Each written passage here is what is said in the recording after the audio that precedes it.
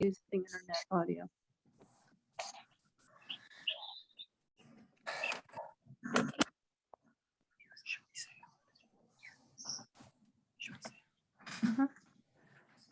I don't know. Should we? Okay.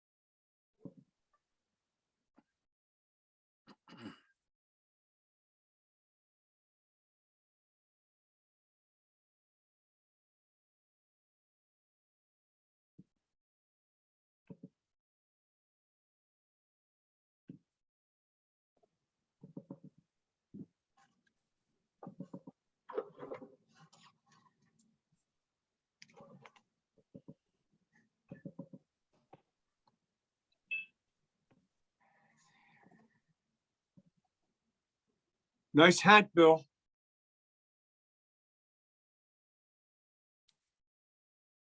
Tomorrow's the feast.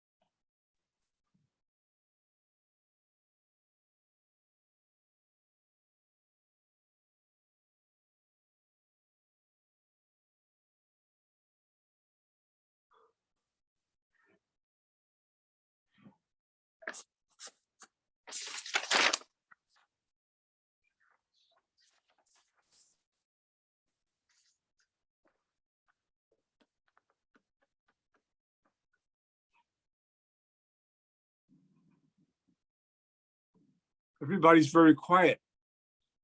How's everybody? Very muted. Bill, you took off your hat.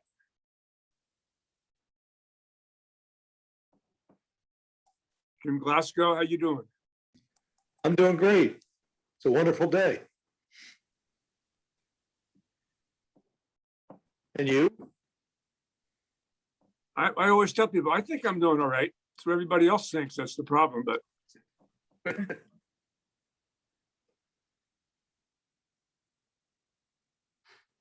Bill, why did you take off your hat? It looks good. this- Yeah. I'm a Riley, so I love it.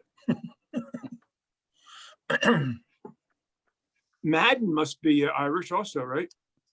Yeah, it is. Oh, yeah. So this was well planned for the eve of St. Patrick's. Yeah. Dan, I have Maddens in my family. Maybe we're related somewhere along the line. I can only hope. So, You are smooth. How are you, Father Dan? Father Jim, Yes. good looking to forward. see There you are. Okay. Hey, Paul, good to see you. Hey, How's it going? good, good. Hello, James. Hello. Hi, Donald.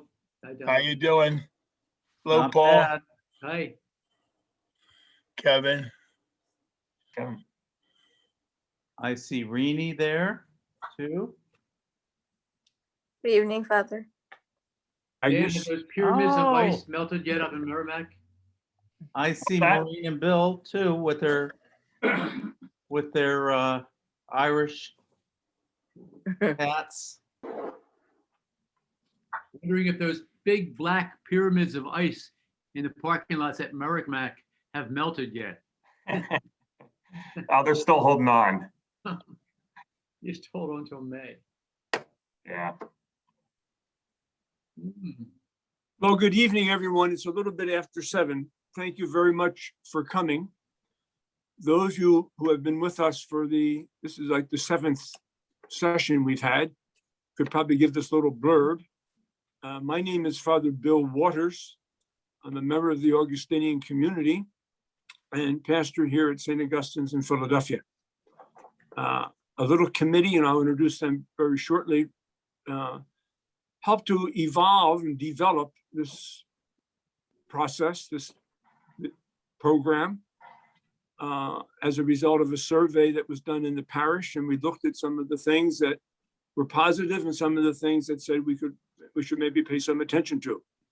And one of those things was providing more things about the basics of our faith and also helping people to share them.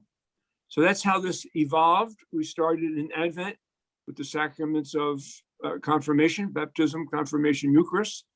And in Lent, we have looked at the sacraments of reconciliation, the anointing of the sick, and matrimony.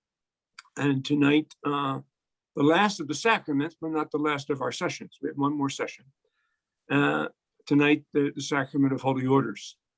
So I mentioned there's a committee, Bill and Jacob, and I don't know that Maria is here, or Dan. Bill, you want to say something about who you are? Maybe we should unmute yourself first. There you go. And maybe we should have Maureen say something about who you are. I had to find the button. I'm Bill Castro. I'm a member of St. Augustine Parish for about almost 2 years now. And joined this committee because I'm interested in getting people to learn more about their faith. So I was anxious to get this off the ground. I'm glad we did it. And look forward to tonight. Thank you. Thank you. Jacob? My name is Brother Jacob. I am a Franciscan brother, and I am the Director of Parish Services at St. Augustine, and I've been there 7 years. I don't think Maria or Dan are with us. If they are, No. Please speak up. I'd like to say in the beginning that this session is being recorded. So if you want to be careful of what you say, you don't want other people to hear it, know that ahead of time. But it's also available, and just be in touch with Jacob at the parish office. And this came out of some requests that we had from the Advent series to have it recorded.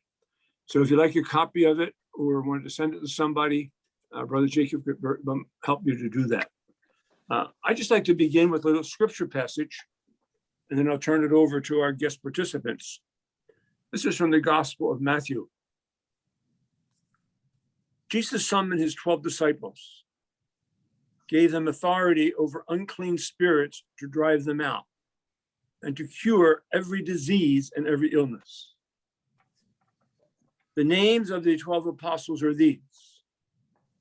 First, Simon, called Peter, and his brother Andrew, James, the son of Zebedee, and his brother John, Philip and Bartholomew, Thomas and Matthew, the tax collector, James, the son of Alphaeus and Thaddeus, Simon the Canaan, and Judas Iscariot, who betrayed him. Jesus sent out these 12 after instructing them. Having said that, I'd like to introduce Father Don Riley and Father Dan Madden. Both are Augustinians, as we told you last week. One ordained 46 years and one ordained 5 months. And after 5 months, he's still with us. So that's a great sign. I'll let them introduce themselves and do a little presentation. We will then, we have some questions that did come in and we'll try to address them. If they're not addressed in Don and Dan's presentations, we'll try to address them later. I'd be happy to do that. Or if you have any that don't get addressed, please feel free to either raise your hand or send the question in, and Brother Jacob will see it and make sure we give it some time.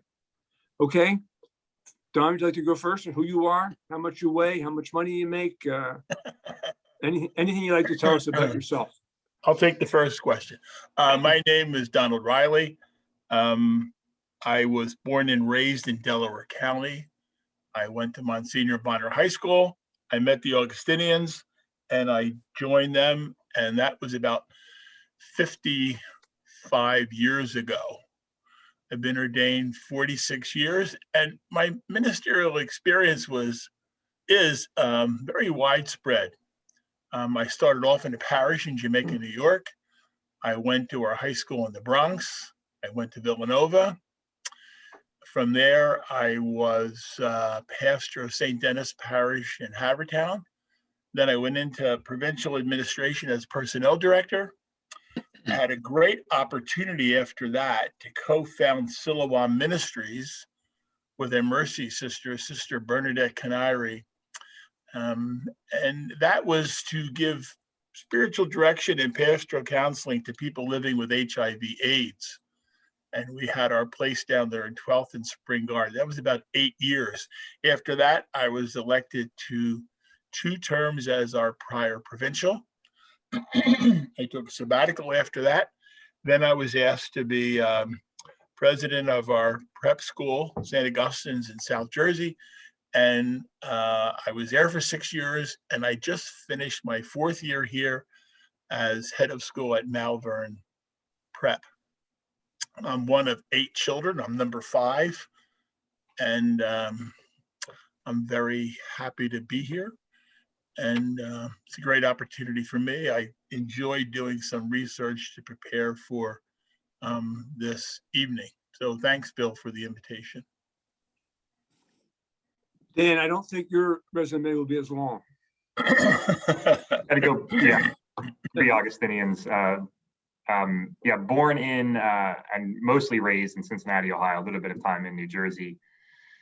And after high school in Cincinnati, then went to Villanova, not thinking of the Augustinians, not knowing the Augustinians, and having just a little bit of thought of priesthood. But it was at Villanova that I met the Augustinians and discerned with them, began to think through what is my path. And so the Augustinians allowed me to try and figure out what my path was and gave me plenty of space and time to do so. After graduating from Villanova in 2011, I joined the Augustinian Volunteers, which is a 1-year post-grad volunteer program. Served in Chicago at one of the Augustinian high schools, St. Rita, and then came back to Villanova to study theology, thinking hopefully maybe I can use this and teach theology. It was after that that I joined the Augustinians, which was in 2014. So been an Augustinian now for 7 years. And this is my first assignment up at Merrimack College, one of the Augustinian institutions of higher education, along with Villanova. And I've been here since last summer. I was ordained a deacon last January and was assigned to Merrimack and was a deacon for a couple months while at Merrimack, and then was ordained a priest on October 10th of last fall. So a little over 5 months as a priest and 7 years as an Augustinian. Thanks, Dan. Maybe we'll come back to some of those things in a while. What helped you make that decision, and what was life like as a deacon? Has it changed as a priest, and things like that would be interesting, I think. I think it'd be interesting to know that there's at least one other Augustinian volunteer who's with us tonight. Who's a present volunteer. Her name is Shana in Philadelphia. So you have something in common there. Don, would you like to begin to talk about the priesthood in general and what it's all about and the sacrament, and we'll move into particulars from there. Sure. Priesthood is a generic term, pardon the expression, for anybody who's baptized into the faith. We're the recipients of the promises of Christ. We're a chosen race, a royal priesthood. While that language is scriptural, relevant, and true, it can cause a question: what's the difference between that and the priesthood to which I was ordained? And the difference is, one is the priesthood of the promises of Christ, heirs of the kingdom of heaven, kind of being claimed by God through that sacrament. The other one is presbyter, one who is chosen to preside over the sacraments about which we are studying. That preparation for me took about 9 years. So when I first was ordained, they were using some terminology about the role of the priest. Interestingly, or strangely enough, that topic, the priesthood, was not fully addressed at the Second Vatican Council. The priesthood of all believers was, but the sacramental priest, the presbyter, which I have as my vocation and ordained to, was not talked about too much. The liturgy was. So they would talk about your president of the assembly. That was in play for a while, but it just sounded too secular. So now we just say presider. So the basic difference would be that to which we're all called, and the ordained ministry would be a particular role within the church to perform a function. Some theologians, especially around the topic of priesthood, would use the term "we're ontologically changed." In other words, because we're doing things like Christ, something within us has been changed at ordination, where we are in persona Christi. We are the person of Christ. You don't hear that too much anymore, because I think our humanity has been elevated, especially through the priesthood of all believers. So that would be my initial response to that question. Thanks, Don. And over these years, what you've experienced as a priest, what's been really essential and important for you, and how have you seen it as a vocation that's been so helpful to the church?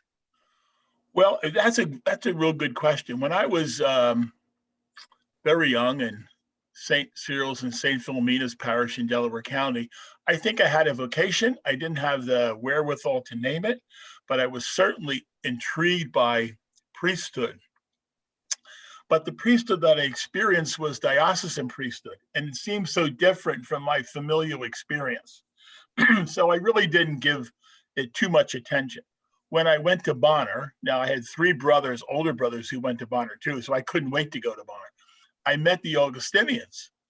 I think the average age of the Augustinians at the time I went to Bonner was probably Dan's age now. They were very young guys, and they showed me a way of doing priesthood that I did not experience before. So for me, to talk about priesthood is inextricably connected to being an Augustinian priest. The Augustinian way of life has enabled me to be the priest that I enjoy. And I've had a very rich experience as a priest. The situations, the intimacy of relationships that you're involved with as a priest expanded my own life. So while I was prepared to do ministry and did that very happily, I have been shaped by the people with whom and to whom I've done ministry.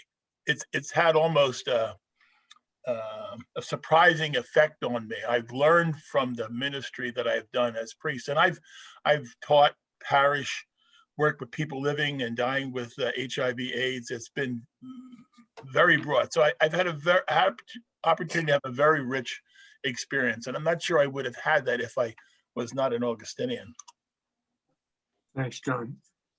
Dan, you want to elaborate a little bit more on what you started with? And your journey was as a college student, and then you did some volunteer work, and then, if I remember correctly, you worked for a year. How did you come to make this decision? And from there, what have you experienced in a few months? Yeah, I think there's a few factors in coming to become an Augustinian, becoming a priest. One is the communal aspect. The community, particularly the volunteer program, helped shape that was a focus for me, and an interest in wanting to be a priest that's in a community. And then in studying theology, going back to school, that the intellectual dimension and the deepening into what this faith life is all about. And so there were both a path of community service, and as well as having a chance to deepen my faith, I think all led me toward this path. But ultimately, it was God calling me through these things. I think that's the easiest way to answer the question. When people ask me, and would ask me in the last few months, why did I choose to become a priest? It's hard to say I chose it, because I really didn't. In fact, I spent much time trying not to choose it, but it was really just listening to God's call and finally being able to say yes to that call. Similar to what the reading you began with, the disciples are called. They didn't decide, this is what ultimately they have to say yes to it. They didn't come up with it themselves. So it's be able to say yes, and then now, as much as I try to think what will the priesthood be like, it's really been a short experience that I've had, but it helped me understand the priesthood even in this little bit of time. Father Don was talking about acting in the person of Christ, and to be able to preside at Mass and say, this is my body and this is my blood, or at confession, particularly this time at Lent, to say, I absolve you from your sins, is very awe-inspiring moment. And it's not me saying it, it's Christ's eye, and my eye and Christ's eye come together. And sometimes I'm up there and thinking I should be down there, or I should be on the other side, and to have the chance to do that as well. But there is something really neat of having the experience shape what the priesthood is like. And I think to touch on another thing Father Don began with in the ministerial priests, which we are, and the priesthood of all believers, which you all are, and being able to preside and lead people into that worship, lead people into the worship toward God, which we're all called to do, all called to offer, ourselves, our words and our actions for the love of God and love of neighbor, to be able to be the one centering people in that space in church and leading people into the sacrifice of Christ is a very special thing that continues to hit me as I have the chance to celebrate Mass, even if sometimes at Merrimack's campus there's just a couple kids who come to Mass and it's not intimate as it might think because they're spread on the other side of the room, but nevertheless they're there and chance to gather them in. Thanks. Don, you want to pick up on any things that you had said earlier? Maybe you talked about the Augustinians have spurred you on, maybe the difference between religious life and priesthood a little bit. Is every Augustinian a priest? Obviously, you can be both. How do they get integrated if they do? How's that been for you? You're muted, Don. Don, you're muted. I came into the order knowing that I wanted to be a priest because that reality resonated so well with me when I saw Augustinians who were priests. But priesthood is not a requirement for being an Augustinian. It's important to remember that when Augustine formed his community, in the latter part of the 4th century, 5th century, he was not a priest. So we have brothers who are Augustinians as well. When we are together, that distinction is not really made. So if I were addressing the Augustinians in front of me, for example, for some reason, I would say brothers. I wouldn't say fathers and brothers. Maybe at one time we did that, but the community aspect is very strong. So the religious life is different, or I would say, it's distinct from priesthood. So our vows, poverty, chastity, and obedience precedes celibacy. So when I made my solemn vows, which was necessary to do before priesthood, when I promised celibacy to the bishop, it felt redundant to me. I had already crossed that bridge.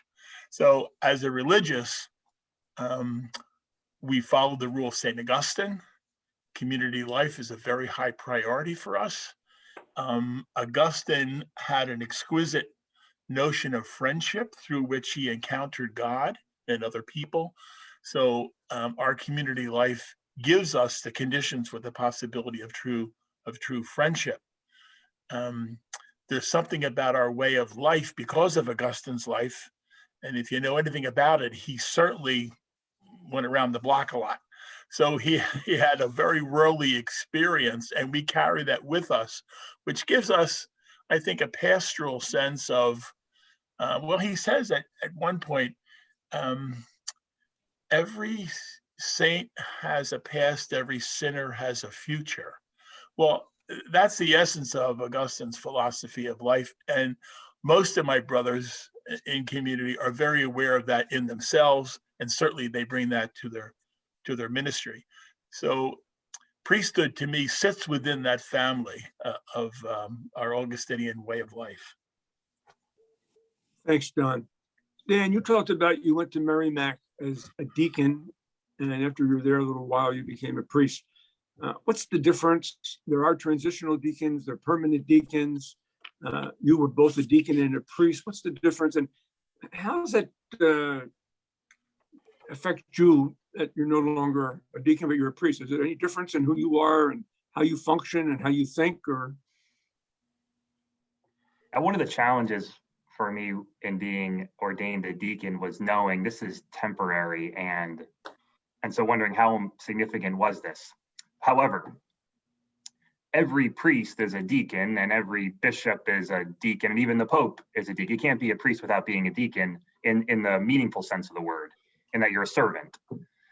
And so being a transitional deacon allowed me, one, to take the first step in holy orders, but also to root my path in service. And the deacon's two roles that we might see at Mass is the one to proclaim the gospel, which is my favorite part of being a deacon, and sometimes to preach, and then also to be the minister of the cup. And so there's a role of service, of preaching the word, particularly in the world. Permanent deacons have this opportunity to a much greater extent in work, in family life, in their neighborhood, to not just be of service to provide for material needs, but to also provide the good word that you are loved by God. And then the deacon also has the role of ministering the cup, and so representing the Christ pouring himself out in love of neighbor. So that is taken into the priest for my particular path. Permanent deacons are ordained deacons, and that's their function, that's their role and ministry. Transitional deacons take that step toward priesthood, and it gets a little tricky. And Vatican II reinstated permanent deacons. We're still trying to work out the theology because you have one path where it's part one of possibly 3 steps if one becomes a bishop, and the other path where that's the final step. So for me, it was, my diaconate was extended a little bit, priest ordination being delayed, but it was neat to be at one place where people could see me be ordained, move from deacon to priest, and say, well, what was that about? What changed? And there's physically moving from one part in the sanctuary to now being in the center, but more so still having that role of service, but my relationship with Christ and with the church shifts. Thanks. How do students respond to you as a young person saying, you're a priest, what do you want to do that for? You said there are only a couple of people go to church at Merrimack. Yeah. How do they see you as a young man? Sometimes, and I think about this as I walk around campus, it feels like being a stranger sometimes, particularly wearing something different. And there hasn't been such a strong presence in the past at Merrimack, and we're trying to build that back up of people, priest Augustinians being here, priests being here. I guess when people say, particularly when people will ask, why did you become a priest when not many are becoming priests? And my thoughts are, well, I didn't really have a choice. I mean, I was called to this. So I'm not, like, if I was choosing a profession or to work in an office and the company was failing, there might be questions. Like, why would you join this company that's going down? But it's in the hands of God, and that doesn't give me much worry. And sometimes I find, comfort in the smallness. It gives us a chance to take a step back, reflect, listen to what God is asking of us, and then take a step forward. And I didn't know, Father Don and Father Bill and Father Jim and Paul here knew what it was like, where there were great numbers. That wasn't my experience. And so it doesn't quite strike me. I guess I'm not seeing it go down. I'm seeing what can be done. Great. Thank you. Bill, can I make a comment there? I think historically too, there's been an ebb and flow with the numbers of priests. The church has had a long history of that. One of the things that I'm very pleased with in our order is the quality of men who are coming in. So I don't think, I used to think in terms of numbers, but now I think in terms of, pardon me for embarrassing you, Dan, of quality of people like yourself, because one person like you can have a profound effect on a larger number of people to whom and with whom he's ministering than a lot of priests for the same number. So I don't think of numbers necessarily. I think of the quality. I'm also aware that our province here was started where Bill is sitting now in St. Augustine, and it was one person who came over from Ireland. So I don't get too caught in the numbers, but the quality and texture of our life together. Thanks, Don. A question that came in actually a couple of weeks ago, looking forward to this presentation discussion tonight, was why do they call priests father? This is a question we had. In scripture, it says, don't call anybody your father. Don, you might want to respond to that, Dan, also, but what it's like for you, Dan, people didn't call you father 8 months ago, and now they do. So if either of you want to talk about that, that would be helpful. Well, I would never think of not calling my dad my father. He was very much of a father. So Christ uses hyperbole. If your finger is your problem, cut it off. I mean, he was a teacher, and he tried to communicate a lesson. When he speaks about father, for him, it's like daddy. I mean, there's an intimacy that is involved in his relationship with his father. My own perspective is he's communicating a very strong intimacy rather than a biological reality or that title. And in religious life, for example, when I first came in, it was supposed to be the perfect way of living, like a better way of life than any other vocation. Well, that's all been dismantled for the good, but there was a familial assignment to people. So we had fathers, we had brothers, we had sisters, and it was supposed to communicate this perfect society that somehow situated itself within humanity, but really wasn't of humanity. So my response to that would be the intimacy with which we should relate to God our Father, like Christ did and showed us the that example, is something unique and special. But the actual term father is something that we use fairly frequently. And when I hear the word father, when people call me father, it doesn't call me to a new status or a plateau or an exalted position. I see it as a familiar term of somebody who expects a compassionate and empathetic response. So it touches something in me that may even shift the mood that I'm in when I hear it. So I don't see it like, hey, you. I see it as someone who expects all the fatherly care to accompany my response and the attention that I pay to the person who's calling me that. Thanks, Don. Dan, it had to be a new experience for you a couple of weeks ago. All of a sudden, people say, "Hey, Father," and you might think they're talking to somebody else, and all of a sudden they're talking to you. What's that been like for you? I'm just picking up on the question that was given to us. Looking forward to tonight's discussion. Yeah, it hits me every time still when someone calls me father, because it demands that preparation, but also to be ready to serve. And I'm glad, Father Don, you mentioned the role of a father, and we hear in scripture that the rulers of the world lord over lord their authority over people, but this is not our role. And the father is to be of service. I mean, I was at confession yesterday at St. Mary's in Lawrence, and it was supposed to be bilingual, except it was to people who were coming to me were Spanish. I have a very low capacity, but when they would call me father, padre, and I would be asked to absolve them, no matter what their age was, many were older, much older than I am. It was a responsibility that I'm here to serve, not to lord this over you, and not to have a particular authority. Thanks, Dan.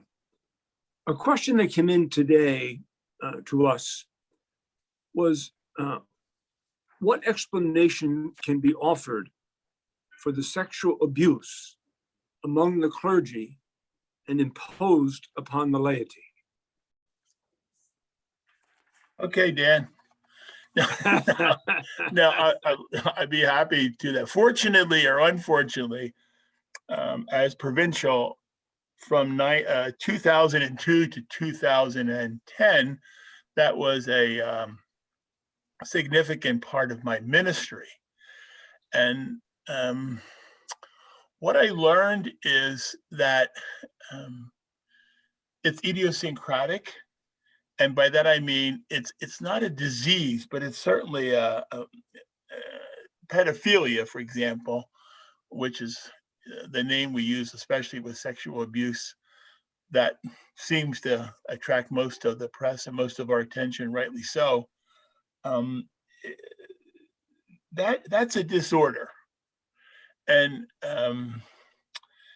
it reflects 4% of the population of males in priesthood and religious life, and in society, the percentage is a little larger. So it isn't that priesthood or religious life causes this.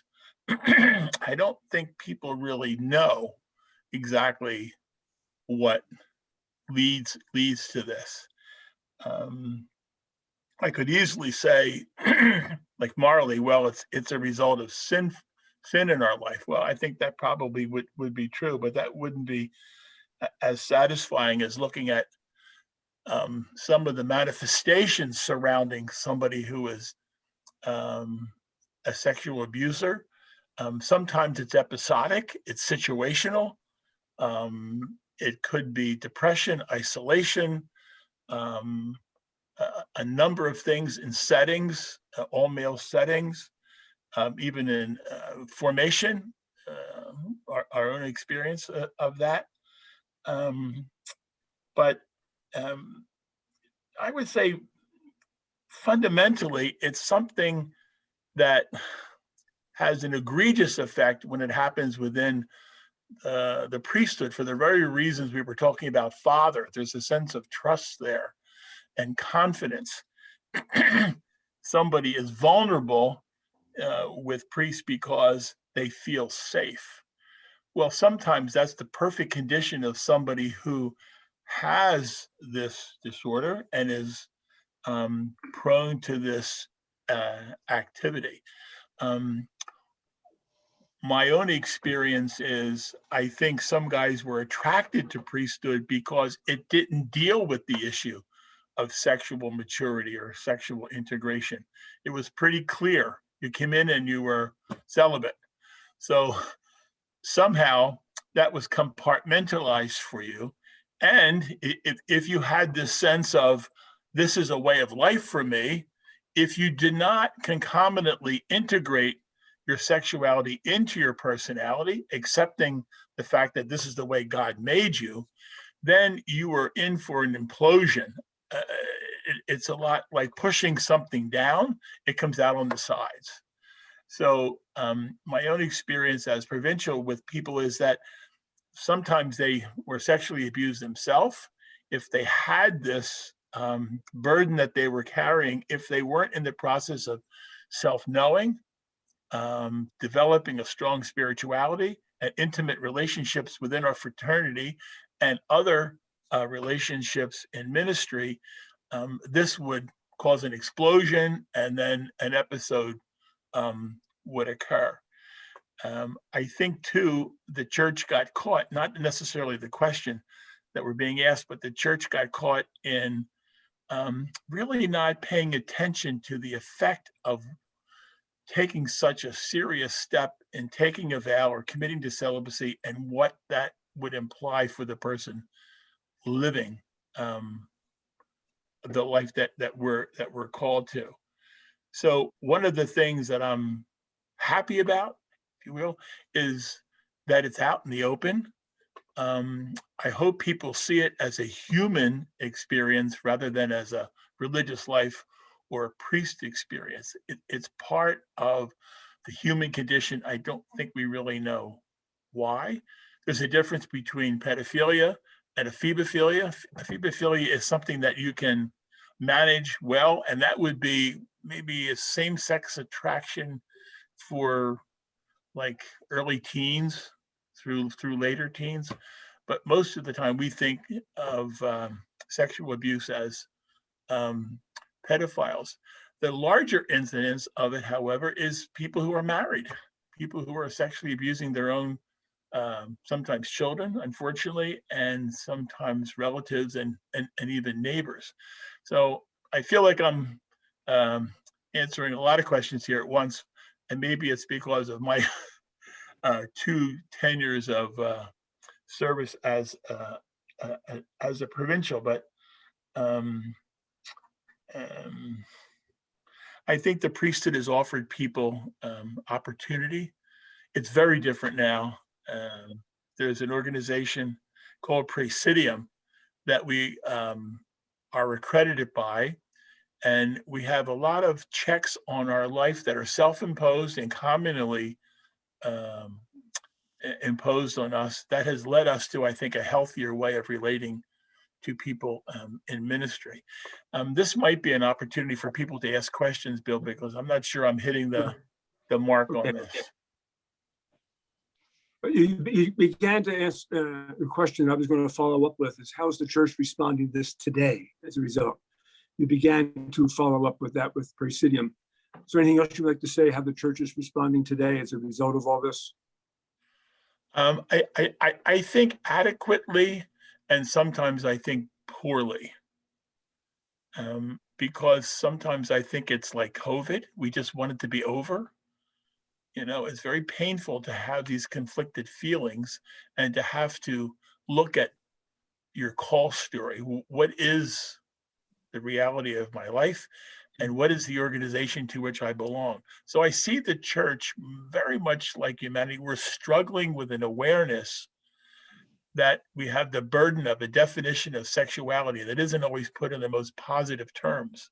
We see that being played out today, yesterday when the Pope said he was going to withhold priests from blessing,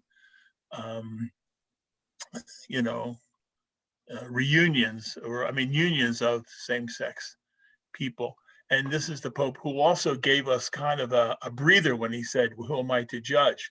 So right in his own response, I see that I'm going to call it, and I realize I'm being taped here, so I may be serving the Eskimos next week.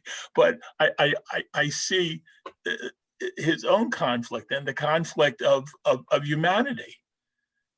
You know, and it's a hard thing. I think we're growing, but it's painful. But on the other side of the coin, if I'm not taking too much time, it's helping me integrate my own sexuality into my person and see it as gift. And how do I bring that to my ministry? Thanks, Don.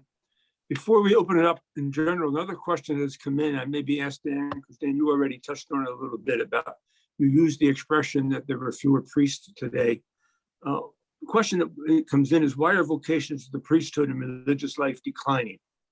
The second part of that question is, are some people called to the priesthood but don't respond? So why is it declining, and do some people just don't respond? You said you said something about the effect that you fought it for a while. Yeah, one way I think I would want to address this is the amount of young people in general that are Catholic is declining. And there's been other people who are providing studies on this, and those who are saying that they are no religion, or they're saying that, yes, they are they grew up Catholic, but they no longer practice their faith. The percentage is growing of those people. So I think already it's, I don't want to say just on numbers, but there's less, perhaps there's less people thinking about it, less people exposed to it. And there's a variety of reasons for the disaffiliation. But I think in terms of vocations and why people might not be responding, I've struggled with this one, because I think ultimately God persists. And just in thinking of my own life and thinking of hearing the lives of other people, particularly those who, no matter what age, God persists in the call. And perhaps people are able to resist. And I think in some ways, God can also work with that and continues to offer a path forward. Father John, you want to jump in here? Yeah, my own experience of it is that and this is kind of, we're coming full circle. The priesthood of the people of God gives us an opportunity for significant and profound service. And I have seen that. I've seen it when I was at Villanova. I see it here at Malvern. My own education, when I was that old, you did good to people around you. You didn't necessarily do heroic private things like starting a ministry or a service or a food bank. There are many, many opportunities today that people have. And sanctity doesn't come with a title. And I think people understand that. Also, I think the church is in a situation now, while it has to continue to do its mission, also needs to do its homework. So I think people may be looking at the church and saying, well, let me see how this works out. So I think it might be a combination of that which was reserved to the priest can happen in many ways. There's 153 people on this campus who are employees. And when I look at some of the men and women, they are clearly priestly. I mean, the way that they take care of each other, the way they minister to each other, the way they listen to each other. And it's satisfying, not only for them, I hope, but satisfying for me to see. So I feel priesthood for me is not amorphous or anything, but it has a different, broader definition.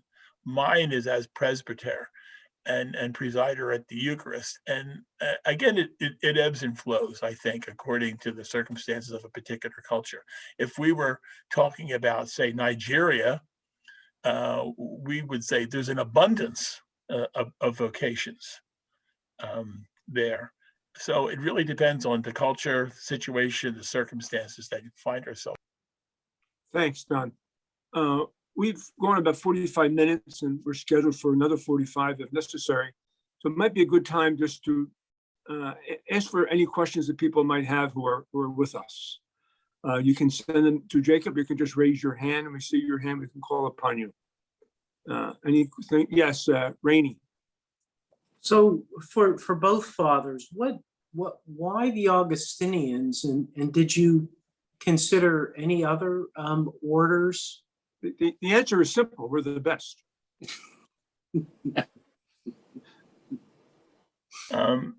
My own response is, and this is going to sound strange, I think I had a stronger vocation to be an Augustinian than I did priesthood once I knew what the order was about. So I think I had a vocation to priesthood, and I saw the Augustinians as the vehicle or the medium through which I could do priesthood. It has shifted for me tremendously. At one time in my life, I lived with 3 brothers who were not priests, and I was the only priest in the house. And I was so edified, so happy to see how they contributed to the church, that the order took a larger place in my heart, in my life. I shouldn't put it that way, but it's kind of the only way I can say it than priesthood. Priesthood was kind of how I functioned for the church. The Augustinian way of life is how I lived my life. So that was really profound. I didn't see that at first, but I saw it once I came in, especially as we unpacked who Augustine was and what he said and how he thought. I mean, imagine today a bishop being so transparent that he tells you everything about his foibles and his sexual exploits, and he's still a bishop and he's preaching. You know, we don't do that. You know, we don't listen to redeemed people, and I think we've kind of been robbed of that. So for me, to be an Augustinian means I need to do my homework like my spiritual founder did, and if I'm serious about it, it's got tremendous benefits. One of the things that I don't want to do, and I'll be 74 soon, I don't want to grow old and be bitter. And I hear Augustine saying, you don't have to, do your homework, get to know yourself, enjoy the interior life, and relativize the things that you carry as a burden because they're not helpful to your sanctity. So I hope that makes sense. Dan, Rainey asked for both of you to respond to that. And we also got a request asking if people would speak up a little more loudly. Yeah. In terms of looking at other orders, I did so simply to waste time before joining the Augustinian. But ultimately, I think what it did help me with is orient me back toward the Augustinians. And I sometimes I think about this in how I live my life day to day. And often when I talk with students at Merrimack who are trying to figure out, what their path is in life and what they want to study and what kind of job they want to have and relationships they have, the experiences of what doesn't work and what does work and how that hits the heart has been really important for me. And I think that's a way of discerning or, understanding what one's path is. So knowing, I sort of grew up in the Augustinians in terms of, going to Villanova, being a volunteer, going back to Villanova, that it was natural. And they've really grounded my spirituality. So when it came time to think, okay, what should I choose if I could, it would have been like a fish out of water in another place, because even without really knowing it, over the course of 7 years, I was being shaped in some way. And now I can look back and see what that was like. Thanks, Dan. Anybody else have any questions you'd like to? There's 2 questions. Yeah. Good, Jacob, go ahead. The first one is, could you speak about the evolving role of women in ministry? Let me tell you a story. I was pastor of St. Dennis's, and we had a penance service. And I called the Augustinians, some of whom lived at Villanova. I probably had about 10 priest confessors, and I lined them up in the church. We had a real good crowd for the penance service. And the director of adult spirituality Sister Bernadette Canary, with whom I later co-founded Siloam, was sitting in the back of the church for the penance service. So we had the service, and I said, now please feel free to go to whichever priest you would like. She had a line waiting to see her.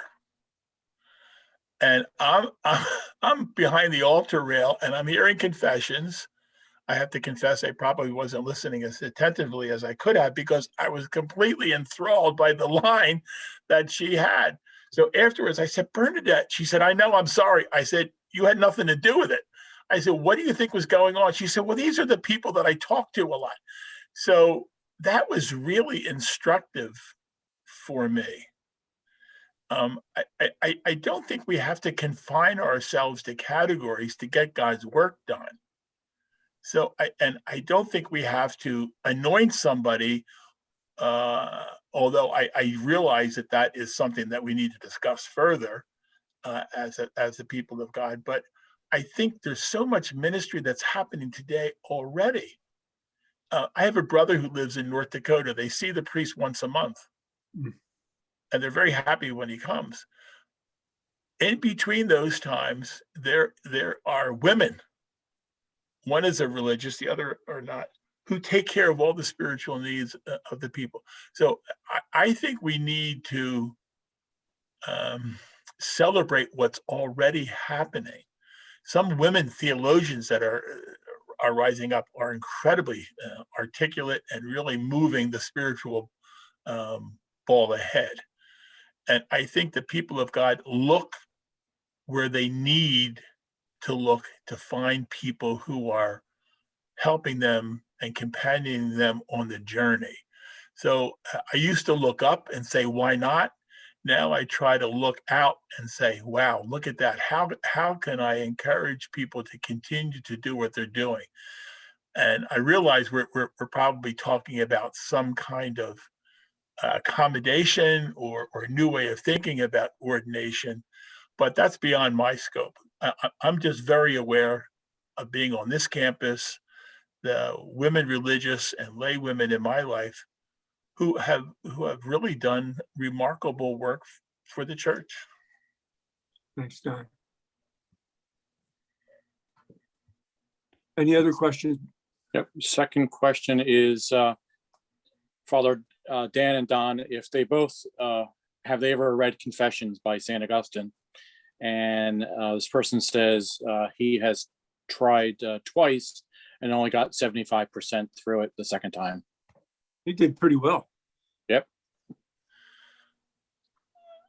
Dan, do you want to take? I'd be happy to take that. If you, Dan, what do you? Yeah, sure. I'll jump in real briefly. Just to affirm that 75% is actually a really good job in reading the Confessions. I've had the chance to read it a couple times. We're encouraged to read it in formation. And in fact, I've heard some people,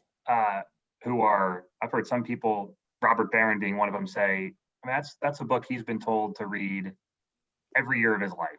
Like one of the few books to read every year of your life. Now, I don't certainly do that, but having read it now and go back to it, there's something about the book that each time one goes back to it, something new comes forth. And the last four chapters happen to be very challenging and more philosophically oriented, but are nevertheless very important. 1 through 9 is perhaps what most people think of in terms of the autobiographical part, but nevertheless, the whole thing's a prayer, and reading it slowly and reflectively and working through it, not just to finish, but just to spend some time reading a little bit and become part of the prayer that St. Augustine is praying to God. My own experience with the Confessions is it's best done with a group and certainly with a guide. And there are so many commentaries with it. So, for example, when I was in the novitiate, I read the whole Bible. And I was very happy that I did that because it was an accomplishment. However, I would never do that again, and I never have done it again. There's another way to read scripture that is chronologically, spiritually more sensible. So the Confessions are read from when I look at the Chronicle of Education, it's offered practically in every institution of higher education as a standalone course, because you do need a guide for that. Because he's a seminal thinker. He's creating ideas as well as sharing his own journey. So I wouldn't be put off by it, but I would get a commentary, read them first, go into the shallow end, and then gradually move into the deeper end. It can't be read like a novel or even a textbook. It's got to be read with a commentary, and usually with people who can help you, because a lot of it should be discussed, my opinion. Picking up on that last part of reading with other people, there are at least two groups in the Philadelphia area that I know of where some lay people are coming together with an Augustinian and looking at the confessions together. One is Father John Deary, the parish in Bryn Mawr, good counsel, and one is Father Jim Keating here at St. Augustine's. And they both have a group called Friends of Augustine, and they're doing just what Father Don was just talking about. Another question, like Fitzgerald had a question up. I couldn't read the whole thing. It was for Father Dan, I think. I couldn't read it all. It's just, You're muted there. Go ahead. I can read it. It says, "This is for Father Dan and Father Don married us 42 years ago, and Augustinians baptized all our girls." Wow. So the marriage obviously worked. Good for you. So far. So far. I am so honored. Saint Nick's in the Bronx. Oh my gosh. Well, we got married. We got married up in Connecticut, and you came up to Connecticut to marry us. Wasn't that nice of me? Boy, that's really, I love it. Thank you. Boy, that's, now I know I'm old. when I can't remember and people bring me back, that's wonderful. Thanks. Anybody else have a question? I do remember you now, though. It's coming back. Oh, good. Another question? I had one question. Thanks. So if you're a brother in the Augustinians, are you anywhere in the priesthood? Are you a deacon? Well, as a matter of fact, we have a brother who is a deacon. Okay. Brother Bill Harkin. And I don't think he was ordained a deacon. He maybe 15, 20 years ago, but he had been a brother solemnly professed for many, many years. So I don't know whether technically he's a brother or technically he's a deacon, but we consider him a brother who was a deacon. Yeah. So I guess the answer is yes, you can do that. Thank you. Great. Anybody else like to raise a question? Or a comment or reaction to anything that's been said? Donald and Dan? Can you hear me? Yes. Yes. Paul, you've mentioned many things about the priesthood, including what drew you in. Dan mentioned like celebrating Mass, the diaconate and preaching there, and confessions and all.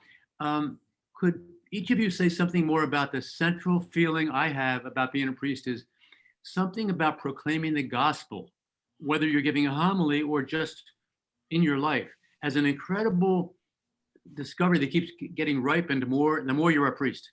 And of course, that's the priesthood of the faithful too, but it's a special way for us who have to give a homily on weekends and things like that, that call of proclaiming the gospel. How's it been for you guys? Dan, do you want to go? I can go if you don't want to. Jump in first. It's still, I mean, I've been ordained, as I said, 46 years. To me, there's still a tremor, small t, when I have to do that. Because somewhere along the line, maybe it was my education, that I can't say anything that I don't believe. And that primarily I'm preaching to myself. Well, that's a very daunting task. So when I read scripture, it kind of has to flow through my blood, you know, and then I speak. And sometimes people say, that was really good. And sometimes I get the opportunity to say, yeah, I really needed to hear that. So to proclaim the gospel is not so much a service as it is allowing people to eavesdrop on my own journey. Not that I use the word I a lot, but I'll try to identify, especially if it's a parable, who I think I'm relating to the most in the parable, and try to apply it to the people with whom I'm presiding. But that proclaiming the gospel, it is, you're right, Paul. It's extreme. It's a privilege. It's extremely powerful. But for me, it's an awesome responsibility. One of the things that I hope you understand what I'm saying. One of the things that I love to do when I'm on vacation is to go to Mass, not preside Mass. I like to go to Mass because I just sit there and I say, okay, you got me for a half hour. So it's such a rewarding experience. On the other end of that, I'm worried about technicalities. Like, okay, what I want to say, is that microphone going to work? Oh, darn, you know what I mean? I have to walk over and get the book. There's a lot of things that have to do with, I would say, functioning. But proclaiming is wonderful. Also listening for me, it is kind of like a retreat for my own spiritual life. Nice From to be another ministered to. Dan, Yeah. I think that question was also addressed to you as well. Yeah, thanks, Paul. It's a good question. And in honesty, all honesty, I find it much easier to preach and proclaim in church than it is outside of church. Like if I'm with students and the opportunity comes up to proclaim the gospel, I mean, in terms of sharing, the good news, I get that a little bit of a tremor. And but I think what has helped me is, first of all, to be a listener, as Don was saying, and sitting with the scriptures in the morning if I'm up to preach daily Mass, or a few days before if it's Sunday, to let the scripture enter into my life so that it informs my thoughts. It becomes part of my thoughts and informs my words, which is a daily effort, and one I usually fail at every minute of the day. So letting scripture inform my thoughts, words, and actions, and then when I'm up there preaching, hopefully it can help shape people's stories, their lives in positive ways, and begin to let scripture affect their thoughts and actions. Thanks, Dan. If anyone doesn't have any other questions, I'd be interested in some of you who are lay people, maybe how you've experienced the ministerial priesthood, how you've experienced priests in your lives. That's a wide open question.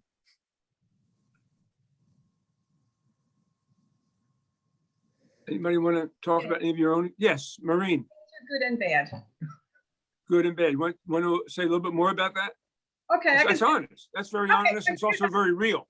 We came this close not to get married because of the priest. He annoyed me so much at our rehearsal dinner the day before.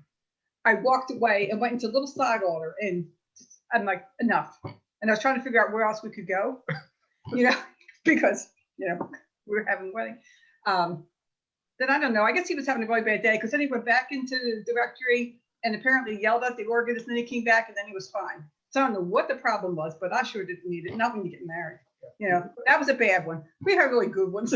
But the other hand, we've also had good experiences in St. Augustine's, for instance, and other parishes where we have, we've connected with the priests, and the priests have brought us closer to the church.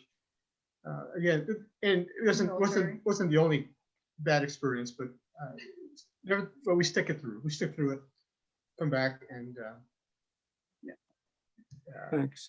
I did have one thing. You were talking about, actually, Father was talking about when he had a mass confession or reconciliation service, and they lined up with the nun. Well, she can't actually do the sacrament.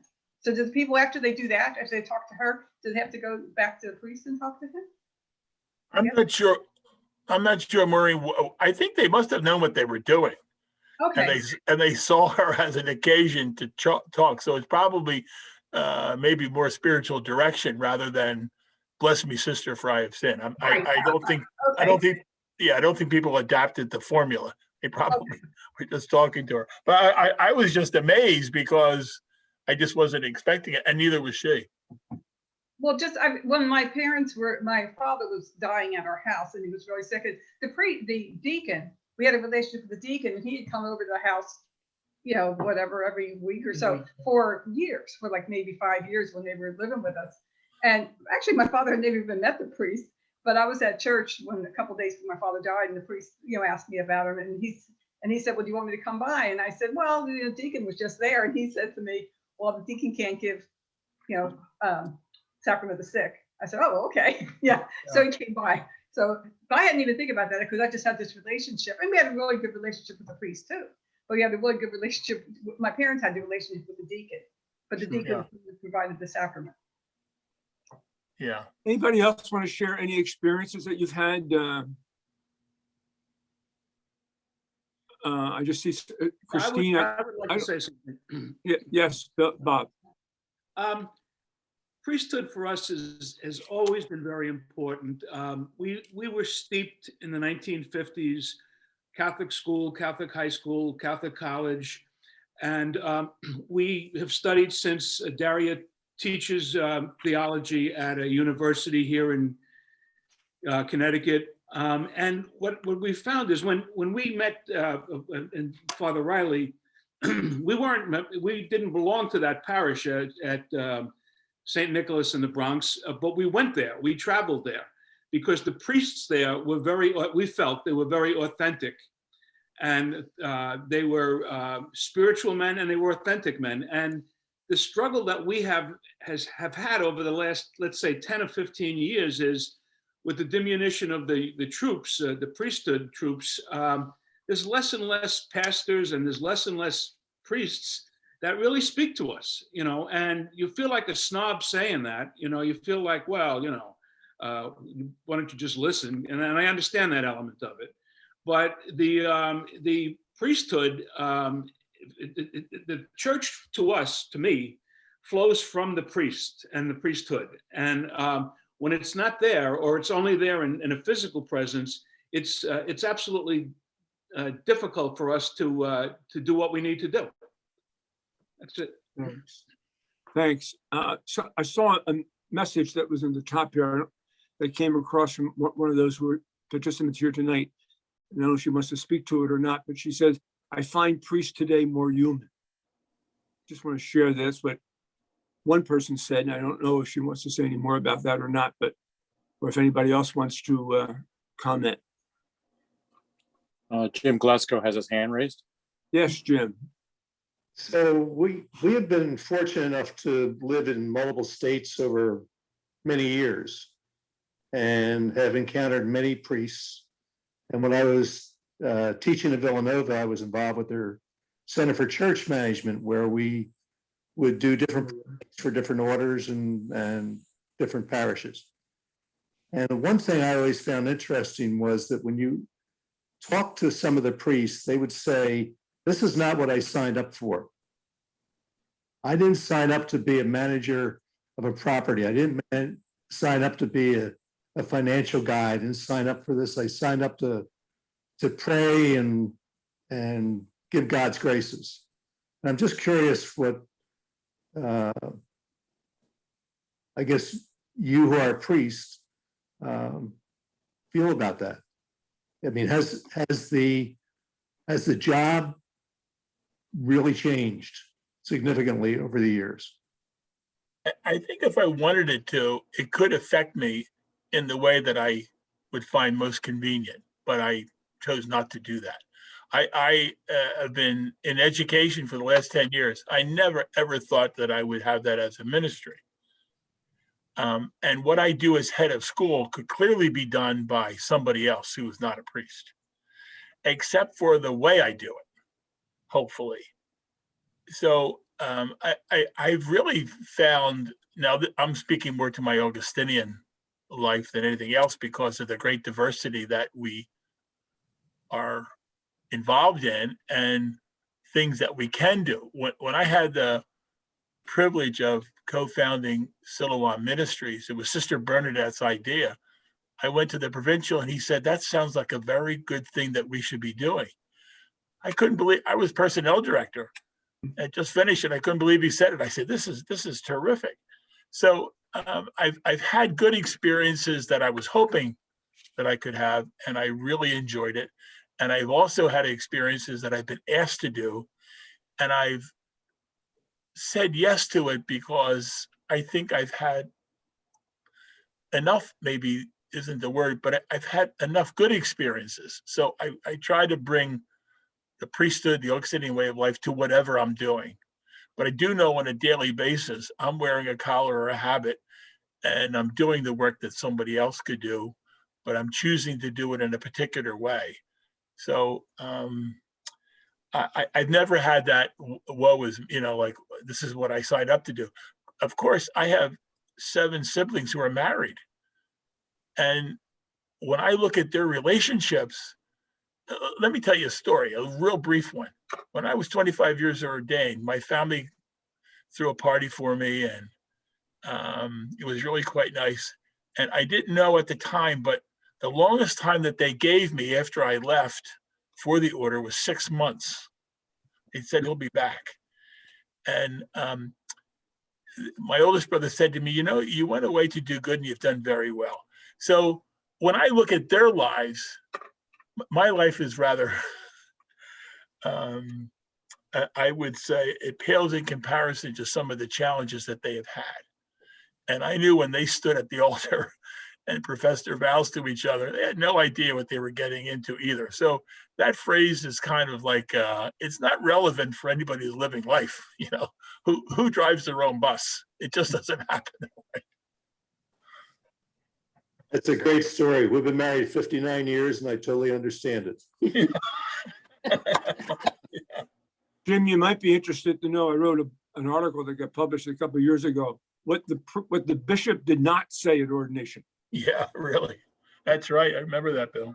And I would say 2 years ago, or maybe not now, 4 years ago, 6 years ago, I never heard of the word louvers, facade, frescoes, and now they're part of the vocabulary. But it also becomes part of the ministry and taken care of and stewardship. And it's a whole question of who can, what responsibilities we have. But yeah, it's a great question. One of the things I would like to say, I'm very conscious of the fact that I'm in an all-boys school and that I know there's vocations here. So I would love some of our students to join the order and be priests. I think we are in need of them. So that's a challenge to me and my fellow friars here every day. I think God is still calling. I know this sounds like a Hallmark card, but I think God is still calling people to priesthood. They have to see it lived. And I love that discernment process that they have. They're looking at it. Is this a viable way of life for me? My response was totally in trust. I want to be like the people that I see, and all the rest was going to happen. I think students today are a little more discerning. And I think that's a cue to us, do your homework, get your house in order. We're having company. Somebody's coming. I invited 4 young men to be part of this discussion tonight, if nothing else, just to listen and to maybe think about priesthood. And I also would say to all of us, maybe picking up what Don was just saying, how often do we ask other people, have they thought about it? Would you think about it? And especially coming from a layperson, I think it's very powerful. The Pope talks about an experience that he had when he was a layperson in confession. He went to confession and the priest said, have you ever thought about this? And it made him start to think about it. Yeah. Anybody else like to make have you experienced priesthood? Or a question that you'd like to ask? Yeah, Rainey. Yeah, so I think what was most important for me to hear is, especially not just during the homily, but to hear, a simple message during the homily, but with some substance behind it to tie everything together. And I know in my own experience, just in meetings with like Father Bill, little things he said have become part of my daily prayers because I hear that simple phrase and I know the meaning behind it. And I remember, as Jesus spoke in parables, Father Jim in one of his homilies, he said, and he pointed up at the stained glass windows, and he told us that he learned as a child that saints are people who let the light shine through. And that hit me so much, I had to write it down, and I have it with me. And it's those simple messages, but with substance behind them that I think people really catch on to, and that's one thing that I appreciate being at St. Augustine Parish, because I see that in all of the priests, that quality. Thanks, Rainey.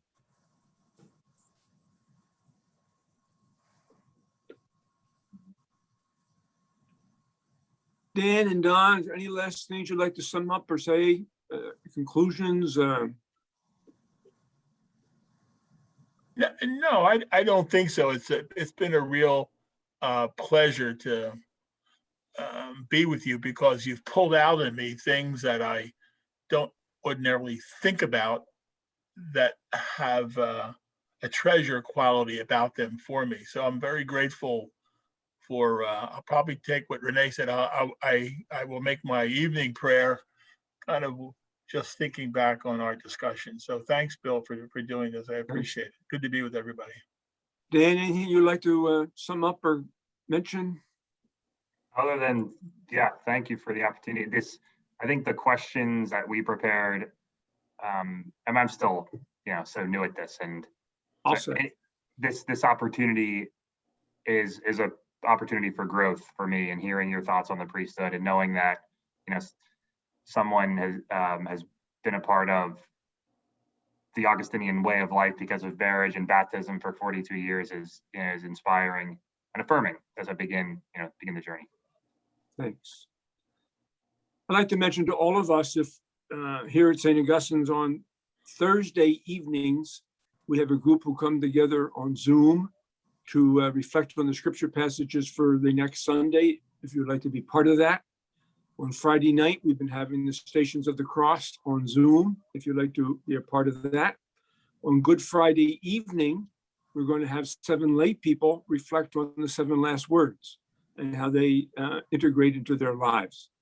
So you're very welcome to be part of any of that. The magic numbers for those things would be found in our website or our parish bulletin. This has been our 7th of the series on the sacraments, but not the last.